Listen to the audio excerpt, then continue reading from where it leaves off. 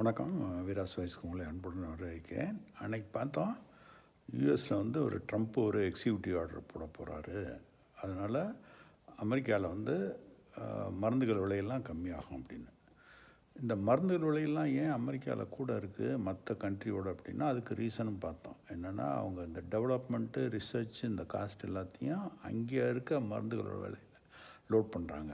ஆனால் இது மற்ற கண்ட்ரியில் மேனுஃபேக்சர் பண்ணுறப்ப அங்கே லோட் பண்ணுறதில்ல.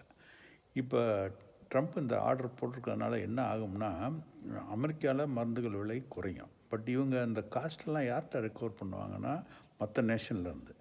இப்போ இந்தியா மாதிரி கண்ட்ரியில் வந்து மருந்துகள் விலையெல்லாம் பல மடங்கு உயர்றதுக்கு சான்சஸ் இருக்குது.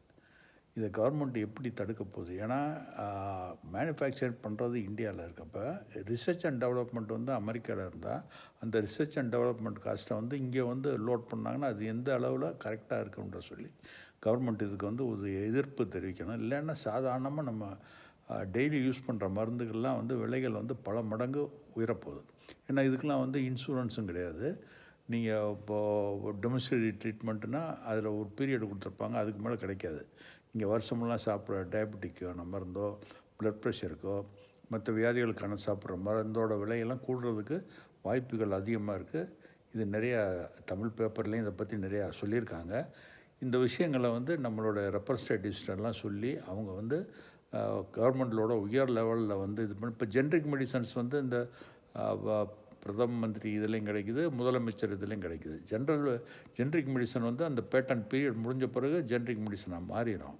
ஆனால் இவங்க சொல்கிறது வந்து சாதாரண மெடிசனுக்கு வந்து இந்த ரிசர்ச் அண்ட் டெவலப்மெண்ட் காஸ்ட்டை மற்ற கண்ட்ரிலையும் லோட் பண்ணோம் அப்படின்னு சொல்லி சொல்கிறாங்க. இப்போ அதை வந்து இங்கே மேனுஃபேக்சர் பண்ணாங்கன்னா இந்தியாவில் வந்து ரிசர்ச் அண்ட் டெவலப்மெண்ட் இந்தியாவில் பண்ணியிருந்தீங்கன்னா அந்த காஸ்ட்டை வந்து இன்க்ளூட் பண்ணலாம்.